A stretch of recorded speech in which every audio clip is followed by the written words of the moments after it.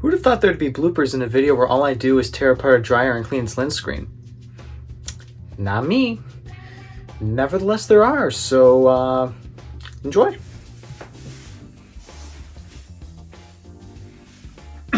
This positioning should be good. Just go a little higher like this. First line, I ain't supposed to do that. I ain't supposed to do that. Then we have, which you should always be doing. I think there was a cough. Let me do that one more time. Which you should always be doing. It's best to tackle this problem as soon as you notice it, because building up of lint is not something you want to just let happen over time. Wait, I just realized I didn't have the light on. What the heck? Ooh. That does make it better.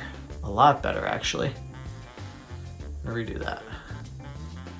All things considered, my dryer isn't too bad, but it's best to tackle this problem as soon as you know. Dang it. Alright. But today I'm going to show you a detailed walkthrough as to how I went about addressing the problem based off the methods I found on that Instagram reel.